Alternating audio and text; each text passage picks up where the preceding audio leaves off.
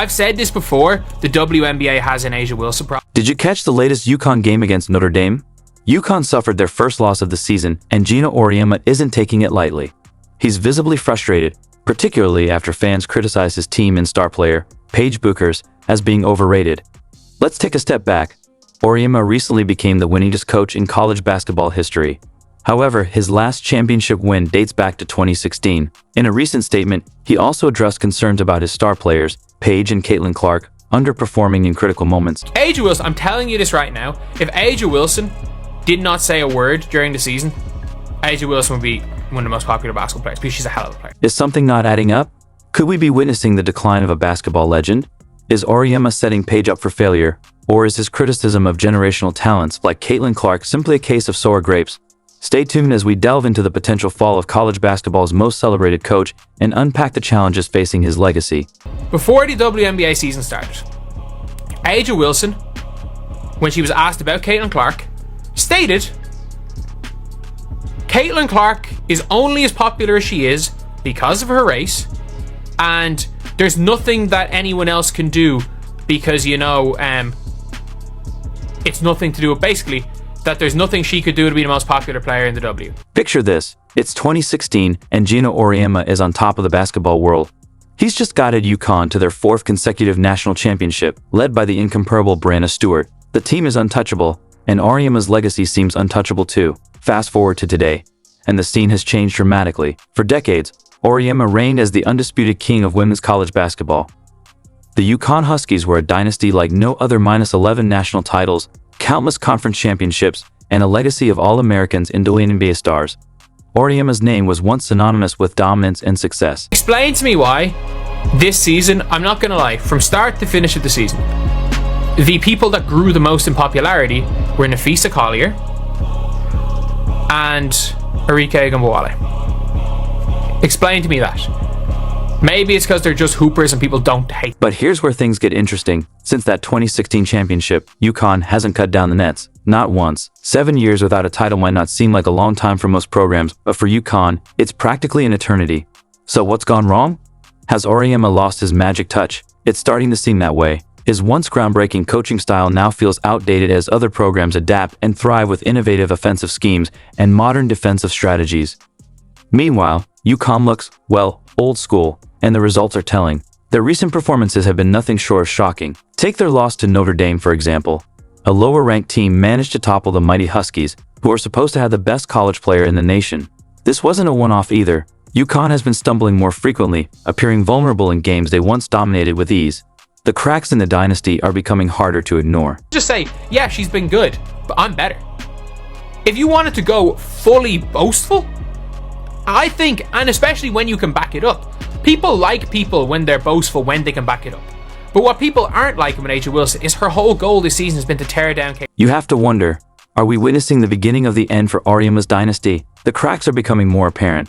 Players who once flocked to UConn are now opting for other programs, and the team's once unshakable aura of invincibility is fading. But here's the twist. Amidst all this uncertainty, Auriemma just achieved a historic milestone, becoming the winningest coach in college basketball history. It's a remarkable accomplishment that solidifies his place in the record books. Yet, the celebration feels bittersweet. While Auriemma's career wins continue to climb, his team's performance tells a different story. The Huskies are no longer the dominant force they once were, nor do they inspire the same fear in their opponents.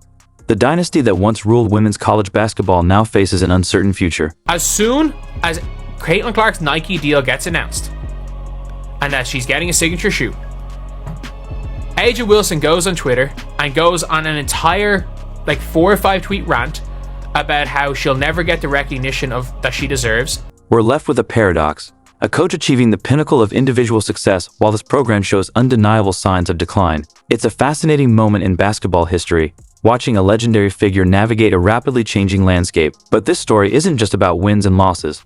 To truly understand what's happening with UConn and Auriemma, we need to take a closer look at the players. particularly one who was supposed to be the next big thing. He hasn't produced one ad or commercial featuring Clark since she turned pro, and despite a signature shoe being part of Nike's agreement with Clark, it may not be released until 2026, according to sports business reporter Ethan Strauss. He reports Nike wants to prioritize A'ja Wilson, and it fears the optics of giving a rookie a signature shoe before an already established star who just won league MVP for the third. What happens when a talented player collides with an outdated system? Paige Bueckers arrived at UConn with sky-high expectations, hailed as the future of women's basketball. Yet, her recent performances have left fans puzzled.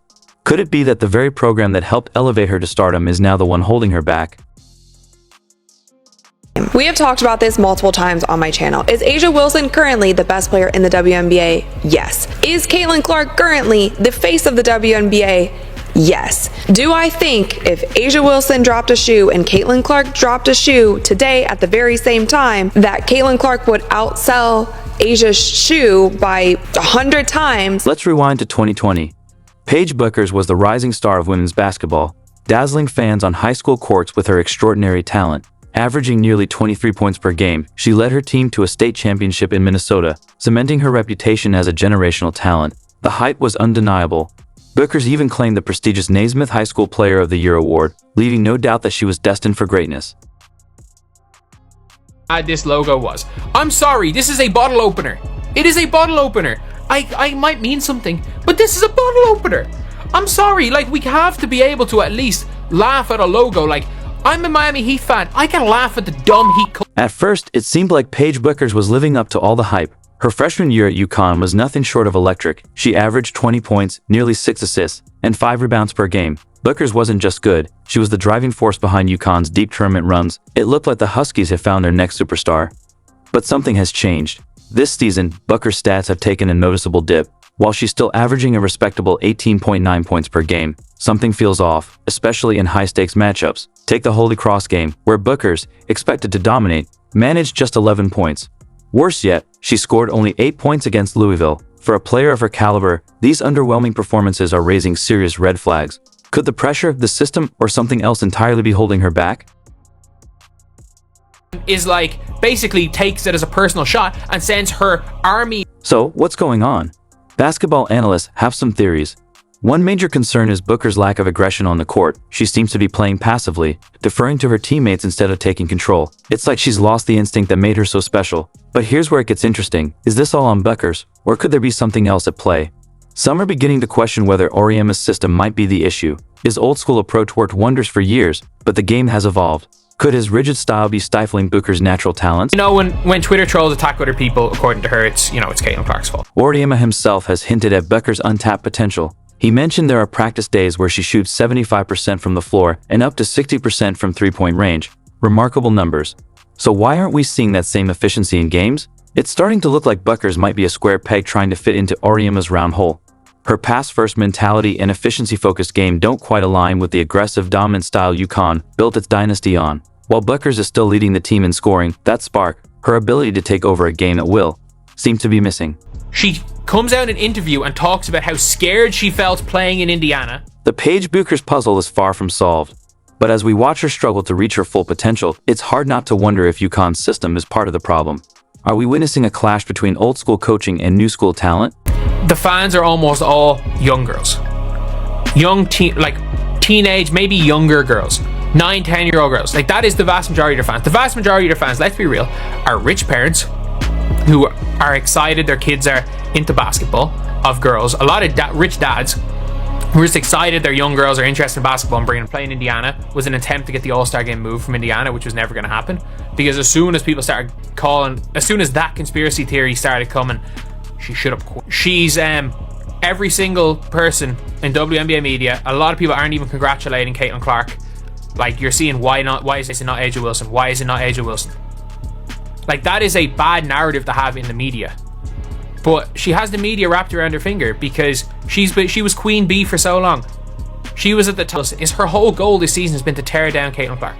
And from day one, the rhetoric that is being spewed in the WNBA media could have been stopped by A'ja Wilson.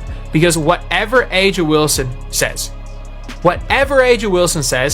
these WNBA media are scared out of their minds of saying, anything for negative towards her.